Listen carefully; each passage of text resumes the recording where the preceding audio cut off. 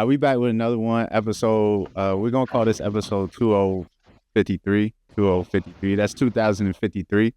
We're just gonna call it that to make y'all go look for the other episodes that don't exist. So we back sound check. We got Domingo, Sosa, Jay. It's your boy Zammy with Z9S. We finna talk about some topics, music focus, what we got going on this week. We're gonna start with a hot topic. Drake versus iHeartStudio lawsuit. So Drake and iHeartStudio, you may or may not have seen, they just quietly settled their lawsuit out of court. No statements, no details. Well, it may have been one statement, but it was, very vague. But proof that the litigation is over. So what really went down behind the scenes? And with the UMG case still open, is this the beginning or is that going to wrap up soon? What do y'all think? We finna talk. So I spoke to my sources at OVO and some lawyers, so I'm going to give some insight here. So what we'll do is first is talk about what everyone said when he filed these lawsuits, that these claims were baseless, there was no proof, and it was only to stop Kendrick from performing the song. I think we can end that narrative, okay? Clearly, there was some basis to his lawsuit and to his argument, and we know that because both sides said that they have settled this case in a way that was beneficial to both Drake and both to iHeartMedia. Okay, so there was a settlement that was reached. There has been no information disclosed other than that the settlement was mutually beneficial. So what we can say here is either one, maybe there was some monetary payment to Drake, or two, maybe there was some evidence that was disclosed by iHeart that Drake can then use in his case against UMG for defamation and UMG potentially suppressing or boosting either one of their tracks. So we know that happened. The other thing we know is that this case is never going to be brought up again because the case was settled. I don't want to say with or without prejudice. I'm going to scroll through my notes in a minute when someone else talks, and I'll come back and clarify because I'm not a lawyer, and that's lawyer lingo. So I don't want to say that. But we do know that a settlement was reached. And based on that, we know that Drake has something, and Drake is also touting this as a win. When he returned back from Australia, he returned and he said, I need a max 1, which is past tense to indicate that he won in this sense. So I don't think we're ever going to get the full details, but I think if things are exposed in the UMG court cases, then we'll maybe get a little bit more detail. So here's my take on that. I think I agree with you. I'm gonna first say this. Drake is waving a white flag again, right? Like, let's be honest. Like, if he knew he had a solid case, he would have took it to trial. So he's definitely waving a white flag here. However, I do think that this is a situation where the UMG case plays a bigger part. I think the UMG case is a stronger case where he's like, hey, this iHeartRadio stuff, let me go ahead and just get it out the way, take whatever settlement. Like, this isn't what is most important. What is most important is that UMG case. And I think that has more ability to hurt or tarnish his career in different aspects than the iHeartRadio one. So he said, you know what, fuck it. iHeartRadio, cool. Like, let's just make peace. So that's my take there. Like you said, I think he wants to focus on the UMG case, but he waved the white flag again. Typical Drake. Typical Drake. Can one of you guys educate me on what is he suing iHeart for? Yeah, I was gonna ask. So the difference between the iHeart and the UMG case. Now the iHeart, I believe it was around boosting the promotion and the marketing of Not Like Us on their platforms, Yep. being able to find the song and things of that nature. The song being pushed in front of people that wasn't looking for it, things of that nature. So if Drake did deed, if he won, wouldn't he win against UMG too? So I feel like he used iHeart because iHeart doesn't generate as much money. When you're dealing with like a big gorilla in the law sense, they can push your shit on for forever. Drake doesn't have more money than UMG. So I feel like he took on iHeart to set a precedent because that's how law works. If he won against iHeart, then he probably will win against UMG because those things are kind of similar, right? I think he was suing UMG for boosting Not Like Us.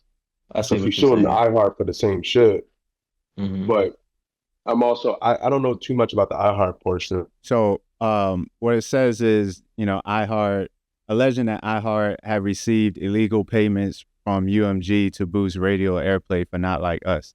Now, my thing is, what I feel is that they settled out of court because not solely because they were in the wrong for this Not Like Us thing, but I think for the grand scheme of things and things they've done for other songs and other artists, things they continue to do and want to do in the future, in terms of payola and things of that nature, I think they settled just to nip the butt and even, having to go through bringing up anything that they're doing behind the scenes.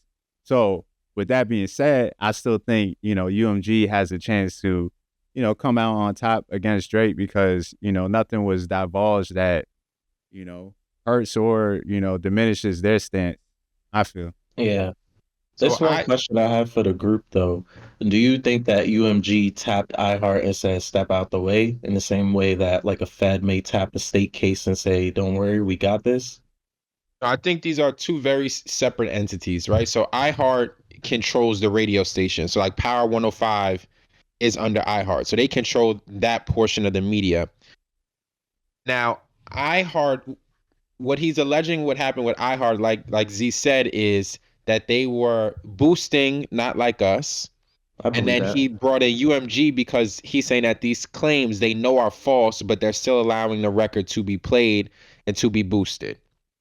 Now, I don't think UMG has anything to do with iHeart here where they would tell him step out of the way, because anything that Drake gets in this discovery or got in this settlement would only help his case against UMG. And I think all these things that we continue to see on the internet are only helping Drake's case because he's suing for defamation. He's suing UMG for defamation. So every time Drake does something and then there are social media rants or there are blogs or there's media trying to tie it into him being a PDF, that only helps his case because it's proving that his character was defamed due to this record, right?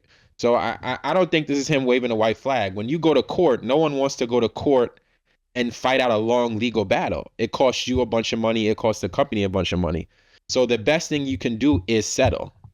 You don't want to drag this out. And as an artist, you don't want this hanging over your head. He just released a collab album with Party. He knows he wants to release a solo album probably in the summertime or the fall. So you don't want to be in litigation. You want your album to be rolled out successfully. You want to have a lot of sales. You want to go back on tour. If you have a bunch of legal cases pending, the best thing you can do is settle, because I think what he wants to do is get them to admit that they're wrong, and then he has to get paid.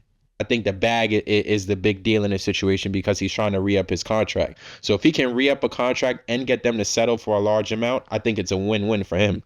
So where do you think this UMG case goes? They settle out of court? I think that's the only way to do it. Wherever there's smoke, there's fire. Wherever there's fire, there's smoke, however the saying goes. We all know and we all witness these things in real time, right? We all know that radio stations probably take some sort of money. We all know that algorithms can be tricked. We all know that people can get paid to make things appear when they don't need to appear. So obviously, I think there's something to it. I don't think he would sue with no case. I think that would be just dumb. I don't think he's stupid. And I think definitely as a lawyer who's taking on the case, yes, you want to get paid, but you also don't want to lose, because what lawyer wants to lose? I don't think that they take on this case without knowing that there's some sort of gray area where they're going to be able to make a case and then make some money.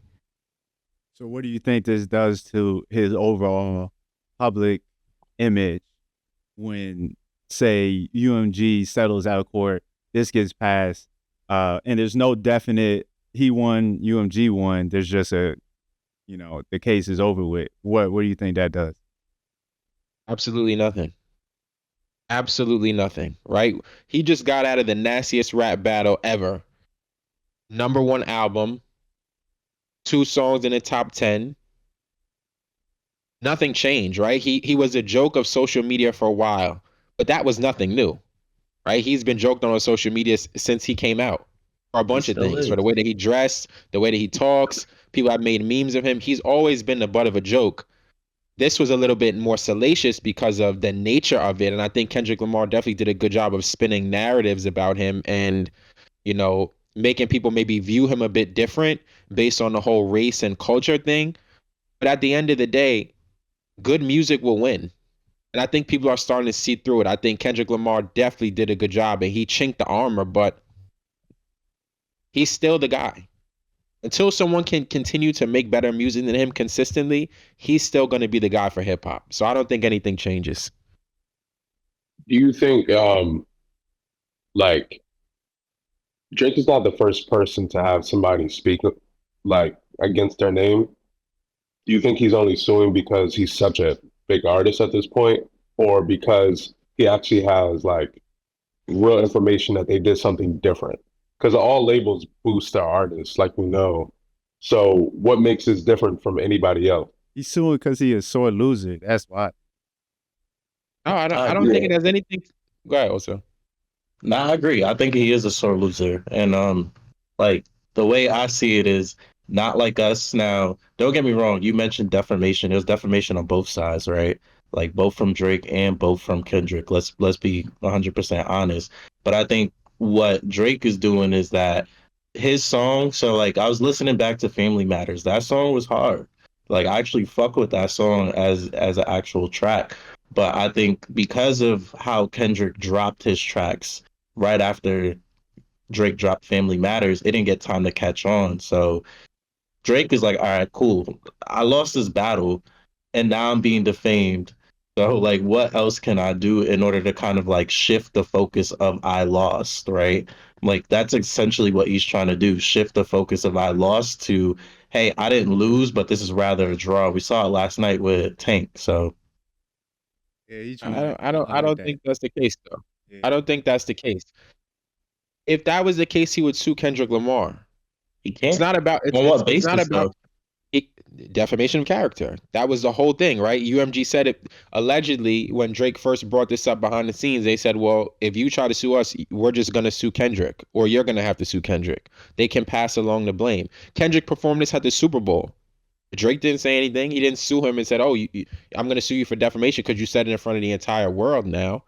It's not about him. It's bigger than him now, right? Oh, please, you think he's doing this for the sake of the artist? Like he's been trying to say. Like, I didn't say he's doing it. I want to better I didn't the say that. artist and make sure the artists don't get effed over and all this other stuff he's trying to spew. You really believe that? I didn't say that. I don't think he ever said that. I think that's He what did. people have said. He No, said no, this no. is for- He this said is it. for the industry. This is for artists. But he didn't. He never said that. He did. I think that's a narrative that was also. No, I think he said it at a concert. Probably when he first started the Australia tour. My whole thing is like, what type of personal gain does he get from this though? Like this is just a distraction. I just told you what the game. All right, we're gonna tell it to you. We'll pitch it to you two ways, okay? As a parent, he's a father, okay? I'm a father. The worst thing that you can say about a person is that they are a PDF or that they've done inappropriate things with children. That is like literally the worst thing that you could say about a person. There are murderers who are embraced by the streets. You can go to jail for killing a bunch of people and be accepted in the jail. You go to jail for pedophilia, you will not be accepted. Yeah, you cannot be accepted. When you go to show that paperwork, they're marking you out. You can't do that. It's two things in the hood that you don't do. You don't throw snitching on somebody's name without paperwork, and you don't throw those allegations on a person's name without paperwork. Yeah, right? None of the kids. Nothing with the kids. Kendrick did that, okay? Now, as a man, what can he do? He can't go fight him. They're not gonna have a fight. They're not gonna box, right? So it's not being a sore loser. It's this person said something about me that is ruining my public image and that is tarnishing my career and that hurt my contract negotiations. So I'm not suing him. All right, I took my L. But I got other battles that I could fight now. And what does he personally gain from it?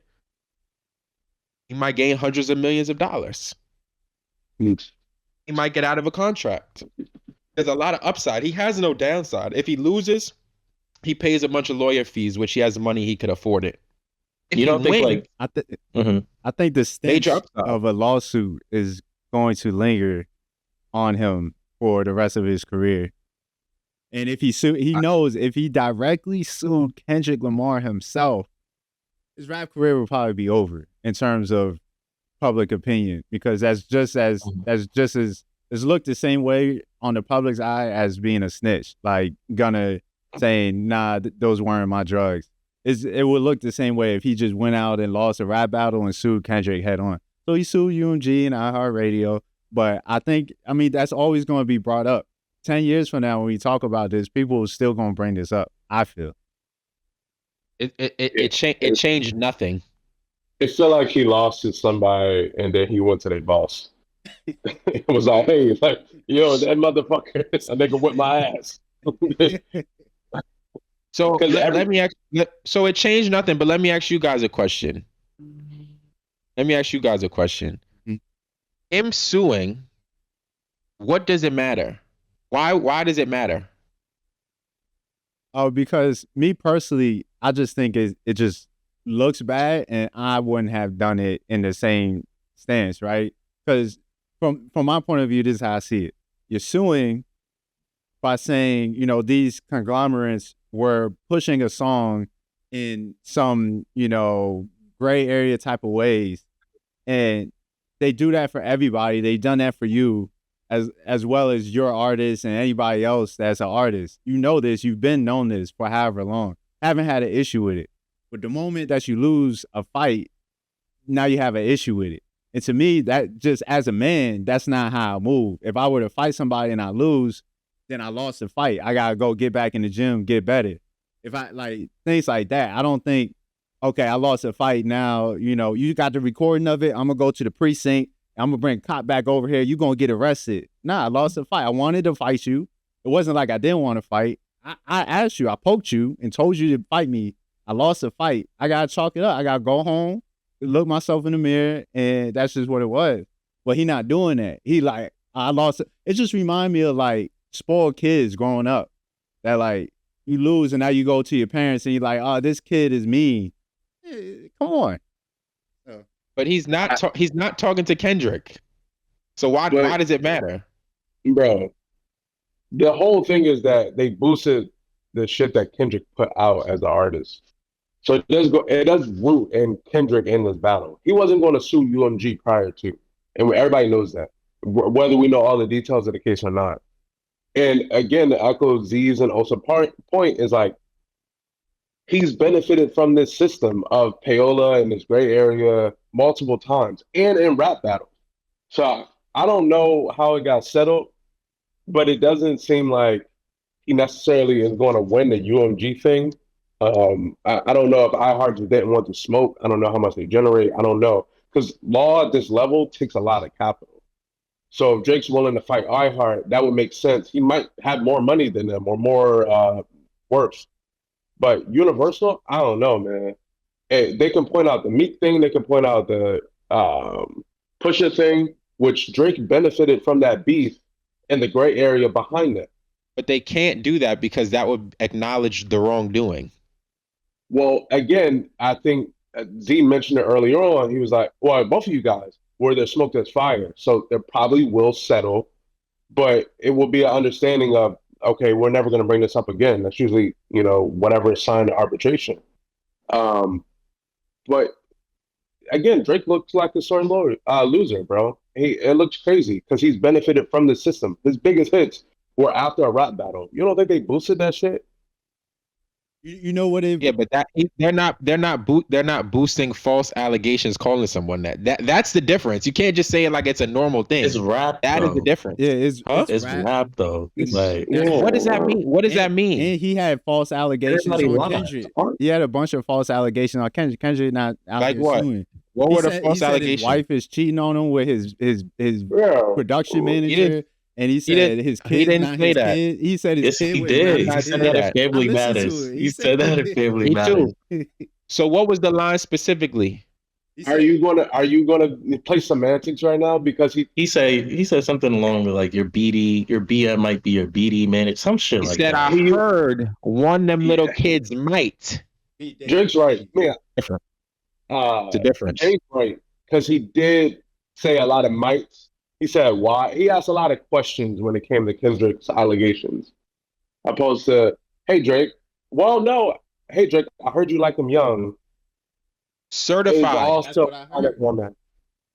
No, certified. Certified does not belong to Drake. Certified lover boy, certified man. Blah blah So blah blah blah. who is he Yeah, talking about? I don't know. Okay, so we know who he's talking Maybe about. talking Now, about now my Baka. Who next If we knows? question. if we play, My next question is: do you guys honestly believe that UMG played no part in the boosting of that record? You they believe that did. that is They all do it for organic? I They believe do it for Kendrick is a everyone. I believe do I believe it's hard to say. In terms of UMG, I believe whatever system they had in place to boost records ended up benefiting Kendrick's record, Not Like Us, more than Drake's because it was just a better record. Just like when you post something into an algorithm, they all have algorithms working. It's AI at the end of the day. They have an algorithm. So when a song is doing so well, people are clicking on it, people are playing it back to back, then it hits the algorithm starts doing the gray area things where you're pressing shuffle and it ends up being the next song on shuffle and wasn't even looking for it. You go on Spotify, it's on the front page of Spotify because it hit the algorithm. His song's just Not Like Us was a hit. Like I just feel like he's trying to make this seem like, oh, it's because of this that Not Like Us was crazy. Not Like Us was crazy. It was going to do what it did regardless of anything. Like and it just happened to hit the algorithm because it was just that record. Like I feel like the outcome will be exactly the same. So I don't know. Interesting topic though, but that leads me to the next topic. And I'm gonna look up these lyrics. It's gonna take me a second. I'm gonna find some. But the next topic, we're still stuck on Drake. Now Drake cancels his Australia, New Zealand, the rest of his tour, right? So what's happening, right? He canceled the tour, no explanation, right? Is it business? Is his health okay? Is there something I'm missing? But it's very odd to me. Doesn't seem like something Drake would typically do. And whenever an artist cancels a tour, I feel like it's a bad look. So what's your thoughts on it? So why did Drake leave the Australian and New Zealand tour early? All right, there's been a lot of speculation, but here's what I'll say. I don't think it's anything health related. He was out last night. I think it was one like WWE, a big event. It was in Toronto. He was there yesterday. So I don't think it's anything health related. But I will say I also don't think it's any bad business. People were saying, "Oh, the tour didn't sell." He sold out all the dates. He was originally scheduled to do 7 dates, and then he sold them all out, and then he went up to 16 dates. Okay? So now his team says that it was scheduling issues, which could be the case whenever they're out the country. They're all the way on the other side of the world. It takes a lot to move those sets, and it takes a lot of him standing still. When you have to be there, you're losing out on other opportunities back home in America and back home in Canada. So it could just be that he's like, listen, I just want to go home. I want to take a break from being there, and I'll come back and reschedule the dates. It's going to sell out again. I don't think people are going to ask for refunds because how often do artists go out to Australia to tour? So for him, he's probably like, listen, I did the dates that I originally set up. Now I'm going to go back home. I got the #1 album in the country right now. I'm good. Like I'm chilling. I could come back out and kind of see how people are feeling and reacting to my new album, and then he'll go back and finish the dates at another time. He already has, the summer lined up. He has Wireless Festival, which sold out all 3 nights. He's gonna be good regardless. I think he really might have just wanted a break, and maybe Australia's kind of trash, and he wanted to come back stateside. look, he only had 4 dates left. I just peeped. So it's not about the selling. Jay, you're right. I think he sold out everything.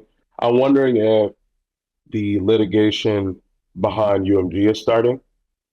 I thought it might have been a World Cup because that starts in June, but I'm sure his team would have scheduled around production and everything. But I'm assuming it's law because you have to come back to wherever location your arbitrator is or your lawyer is or whatever it may have you. So I wonder if things got accelerated after the IR case. Yeah, I think you make a good point there. With it being the law and just him having to deal with that case, that totally makes sense. Like you said, only 4 dates left. I don't think it's about selling out. I've said this from even last year. I think there's a European tour coming on board that's going to precede the Wireless Fest. just kind of like carrying that hype into a full blown European tour. So he just wants to take a break. He just wants to go home, sit down, probably spend time with his son, whoever he's dealing with right now, and just break bread. So Interesting. Okay. No smoke, no fire. All right. So we can move on to the next topic, right? We've seen Drake collab with a lot of artists. He then got called out for going to Atlanta for some handouts. One of his favorite artists to collab with outside 21 Savage, Lil Baby, right? So Lil Baby been in the headlines this week. Very interesting. We got some more news that's going to come out next week. I'm sure of it. But, first we had Young Thug in Atlanta with his YSL case. Now we're talking about Lil Baby. Now, is this just a rumor or is there something going on behind the scenes in terms of an arrest warrant, a RICO case? Does Lil Baby have a RICO investigation on the horizon? What do you think? So I think this was confirmed by a lot of local Atlanta reporters when the whole Thug case was going on, that 4PF was being looked at. And I think that's very clear to see from Baby's actions. He's already said that, 4PF does not exist anymore. Because whenever you have a crew or a clique that's represented by young black men, it's going to be labeled a gang. Right. So you're in the Atlanta area. And when you're a rapper, it comes with an entourage. And outside of your entourage, your entourage has their own small cliques who might be representing the same thing. So you yourself become responsible for the actions of maybe hundreds of people who you might not even know. So I think, he was definitely on their radar, but I don't think we're going to see a RICO case. I think the handling of the YSL case is really going to put a lot of pause on a lot of things. I think the handling of the Trump case down there is going to put a pause on a lot of things. Because they got so much bad press, I don't think they can go into another super publicized case and not come out victorious. I think people are going to lose their jobs down there as well. People in the DA's office, because it was a bad look. It was a bad look. It was overdrawn in terms of the time. They wound up settling or dismissing against a bunch of people, and it just looked like, a bad loss on behalf of everyone down in Atlanta. So, I think Baby is trying to move a lot smarter. I think he saw what happened to Thug, and I think he just had to adjust how he moves on a daily basis and watch who he's around. So the cop who called him out and said, he's responsible for the death of those two young men, that was a bold thing to say. I don't know too much about it, so I'm not going to chime in on that. That's nothing just to play with when people have lost loved ones. But, you come out and make that statement in the media, you're going to hear from people's lawyers. And I know his lawyer has already come out and put out a statement. So I hope no RICO is coming for him. I don't want to see anybody in jail, but I also don't want to see innocent people lose their lives. Now, the tricky thing about that is that cop never said Lil Baby's name. He said an Atlanta rapper, and he said, we're coming for you and all this. You're responsible for XYZ. Never said Lil Baby's name. So can they still sue the precinct for something like that?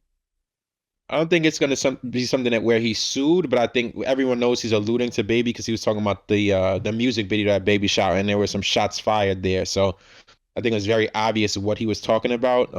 But y'all saw that video? I don't see any lawsuit. It was more than just some shots, bro. They pulled up with the semi-automatic joints. Those joints was chopping down. Video was crazy. Basically, they had trailers and all that stuff. They shooting a whole production. Dude they came by drilling. You hear machine guns going off, silence. 10 seconds later, they spun the block again, drilling. Like they shot the video shooter about 3 times with some automatic weapons. It was crazy. But the video is just like some people in their home, like just recording from their phone. And you could just hear it. You could hear their reactions. They was on the set. But it sounds crazy. But that's Lil Baby getting shot at. So it's like, but they're saying the retaliation after all of that is connected to him. So, what's y'all thought? Yeah, I'll say this, kind of as being someone that's out here, right? There's 2 things. Fonnie Willis just got reelected, and the kind of what went with that was a lot of bad press. She lost the Trump case, right? She mishandled how the Young Thug case went, and also you got Andrew Dickinson, pause, up for re-election this year, right? And those 2 are tied hand in hand. So basically Atlanta as a city needs to be super careful on not alienating their base. And I think by putting a Rico against specifically Lil Baby, you're alienating a bunch of different districts or zones, as you want to put it, by doing so. And that will ultimately hurt Andre in the long run once it comes down to re-election. So because of that, for the political landscape and the L's that they did take with the cases that they've had, I don't see them pursuing a RICO against a Lil Baby. However, if this does goes federal, which I don't think it will, I don't think the feds have a base on Lil Baby. I could be wrong, to pursue him. Then that's an avenue I can see. But in terms of like a state RICO, I don't see that happening. I think Lucci's out now as well, who someone Fonnie Willis has kind of tried to put away. She's already got her name up in terms of cleaning up the streets, in particular, like the whole Cleveland Ave area. So I think she's good now. She's content. She's gonna ride out this next term and then just chill and hopefully start building a case for being the mayor of Atlanta. That's kind of what I see next for her. Interesting. So no more L's, no more Ricos. Yeah, I don't think Lil Baby gonna get a Rico. I think he played it smart with the glass window entertainment move. It looks like he's shifting towards owning a record label instead of being affiliated with just a group with the 4PF fit. Yeah, but Atlanta doing another RICO case would be crazy, right? It just wouldn't make sense to me. So Osa made a good point. This is something that came up, something I was watching. If the feds do take it over, now it's a whole new story. And now the feds say, look, we got enough evidence, we'll take it over. Because as we all know, if they talking about it now, the cops in Atlanta, they've been watching Lil Baby and his partners for a minute. So he, and Lil Baby, yeah, he changed the name from 4PF to Glass, whatever. But it may have been too late already, So, if the feds take it over, it is possible. So I don't, me personally, I don't think he's out. He's out the whatever you want to call it. Yeah, he's in the clear just yet. I don't think he's in the clear. I just feel like when you come on camera, you make these allegations and the way he's talking. Now the cops do get to talking all crazy sometimes with their chest out, but I don't think he's in the clear. So we're gonna see what's gonna happen this Monday. We'll have some updates on the case for sure. Interesting though. Interesting. All right, we move on to the next topic. We can breeze through these next two. So I just want to get y'all take, and we can do this along with the audience. We're gonna settle this debate, right? Who is the most influential artist from New York in the past decade? That's 10 years. It's 2025 right now. So do the math. And if you say somebody wild, I just cut your mic off. So, you know what I'm saying? Don't come in here talking about, we are talking about influential, maybe 6ix9ine, but don't say 6ix9ine. I'll cut your mic off. Who want to start? I guess I'll start. And it's going to be a wild take. I know the audience, it depends. If the audience is younger, they may agree. So I think it goes two ways, right?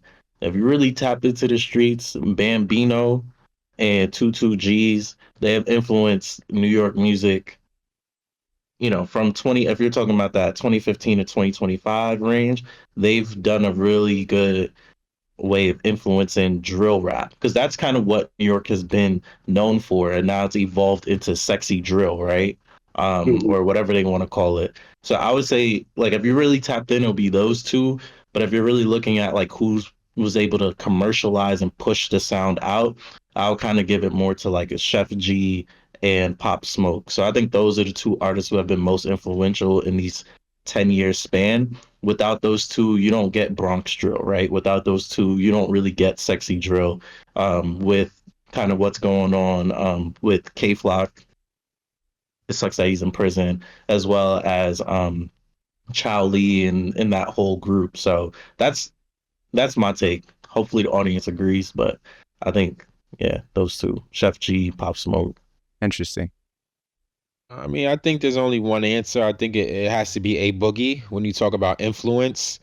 I think he's also probably one of the most underappreciated artists in hip hop as a whole right now. So I think Boogie comes out maybe 2014, 2015, and then we get the auto tune mixed with the rap, and it's still that very melodic feel, which I think that's kind of where music is at, or kind of emerging out of. So from Boogie, you get TJ, and you get a bunch of other artists, even outside of New York, who are moving that sound. I think it's also connected to sexy drill.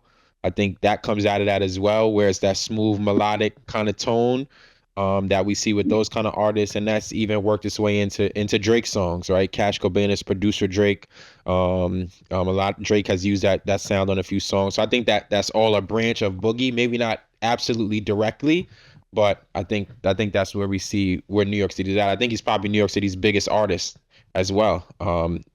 Multiple platinum singles. I think he might have some platinum albums. He's done tours. He's been selling out, and he's been consistent. I think it literally 10 years of consistent hit making, 10 years of consistent touring, and 10 years of staying out of the nonsense. So salute to Boogie, and salute to all my bros out in Highbridge, man. That was a biased answer, but I had. Yeah, High Bridge is in Harlem, right? That's the Nah, Bronx. Bronx. Oh, it's the West Bronx? side, Okay, west side okay. of the Bronx. I asked a question because I think it's A Boogie for sure. I want to say Pop too, just because of like what New York music sounds like from the outside now. So I probably put those two as the top 10 right now. I think A Boogie's career is definitely underrated. And I feel like there's a lot of artists that get praised before him. I wonder why, because I guess because he stays out the spotlight a lot. Um, but just consistent. I was looking at his catalog the other day. I think Pop, 5 years removed, rest in peace. I think he's kind of set the tone for what New York artists released to the world because he had a certain tone that kind of meshed with everything, especially internationally. Um, Definitely those two, Pop and Boogie, for sure. Interesting. You got A Yeah. Boogie twice. Interesting. We'll see. We'll put it on TikTok, put it on YouTube, see what the people say. I have no horse in the race. I don't really listen to that New York jibber jab, whatever you want to call it. You know what I'm saying? It's a little too rough for me. It's a song here and there, but it's not my But thing. you make that point that is a little too rough. Like, all right, you take an A Boogie album, you take one of Pop Smoke's albums. I'm not talking about accolades, and you put both of them on, right? Which one sounds more like this is what New York will sound like? The same way that like Nas Illmatic, people were like, oh, when I put this shit on, this is what I think New York sounds like by not living there. So which one would you say Pop Smoke. gives you more of that feel? Pop Smoke, for Mhm. sure. A Boogie don't sound New York to me. He kind of has his own lane. I personally, I don't listen to much A Boogie because it's a little too like for me, like his voice with how he kind of does that melodic, whiny type of thing with the auto tune doesn't connect with me. I've never been a big A Boogie fan, but I know when I go to New York, they love playing A Boogie, so he does have motion. But when I think me as someone not from New York, when I think New York sound, yeah, Pop Smoke. That's what comes to mind. Yeah, also, I mean, that's a good question. But that's to the rest of the world. And influence doesn't have to dictate what a person sounds like from a certain area. Like, Lil Uzi don't sound like a Philly rapper, but he's from the heart of Philly. Um, I think just how someone sounds and how it resonates with a ton of people who starts to copy everybody. I would put those two almost at the same level. I think A Boogie's melodic thing just plays well because that's what rap is now. It's like this in between. Regardless if you listen to his music or not. But yeah, just my thoughts. We'll see what the comments say though. I'm excited for that. Yeah. Shout out 4-1 though. I think 4-1 fire. Who else I be listening to? I don't know. I think, so there's some good young folk coming out of New York. But they all remind me of, that hard, rough drill sound. So we'll see. Yeah. We'll see where New York evolves. But last topic. I want to get y'all thoughts on Lil Yachty, right? He dropped Tequila Seltzer with, interesting commercial. It was kind of interesting, artsy, kind of like fake low budget but high budget at the same time type of commercial. But he also stated in the commercial he doesn't drink. So it was very interesting to me for you to say you don't even use this product, but hey, I got a product for something I don't do. Um, for me, it seemed like a cash grab more than like a product that he actually stands by. But what do we think? Because I thought the tequila seltzer business was kind of fried or oversaturated. So honestly, I had to look it up because I thought maybe this was an old TikTok, and I just came across it and I looked it up. Oh no, he really just released a tequila seltzer. So what do y'all think about the lane, what he's doing? He is doing a product, so that's good. But what's y'all thoughts? So from the business perspective, I think you hit it on the head. This space is really crowded, and to get into the beverage space, it's a crowded market in general, and it's hard to sell, and it's hard to find a lot of upside in it because you're competing for shelf space, you're competing for fridge space, and you're competing for brand recognition. So I think Happy Dad is another thing that's kind of in that space. You have Truly, you have a bunch of things that are that are here already. So it's an interesting pick for him to do that. I mean, I hope that it works out. I don't really associate Yachty with seltzer or liquor or anything that would have to do with the beverage industry. I mean, I think he was on the right track doing the Nike collab, or maybe doing something with clothing. Because when I see him, that's what I am more likely to think of than I am to think of a beverage. So, best of luck to him, but it's not something that I'm going to be trying or even thinking about trying. I would never try that shit. And that nigga don't drink at all. And I'm glad he said it in the ad. I peeped that. But why the fuck would I drink that shit? Like, nigga, did you try it? You offering me some shit that I know that you ain't even fuck with. So, but however, I think Yachty's business outside of rap has been so great that I think he has to play behind the scenes. I can see him with that Drake being his really good friend. A placement in the Raptors stadium. I can see in Atlanta stadiums. And I can see him blending that with kind of the clothing because that's all lifestyle. Um, but it looked so. I tried to look it up to see who was behind it. Apparently, Coach K and Sneaky Spirits are behind it, and I trust Coach K as far as business goes. So there might be some secret plays. I seen 50 Cent, who is known not to drink too, do really well pairing up with stadiums and the NBA, and I think now the NFL by offering Afternoon, and then I think it's champagne for sweets because it's kind of all wrapped in. People pay 15K, and then the ordering goes behind the scenes, and then they get to drink or whatever it is. So it could work out for Yachty, especially because he's such an influential figure at this point, which is crazy to say. But he had a crazy 10 years, and I think now he's really stepping into his own on the business side. So I'm gonna say this. If this was his way to $1 billion, it's done, to be honest, right? Um, I think this is ultimately a cash grab at the end of the day. This is gonna end up just like Rap Snacks. There's gonna be a local bodega and shit like that. It's really not gonna move. Now, I will say something I'll add on though is people in his circle will probably be helping push this product to try to see him successful.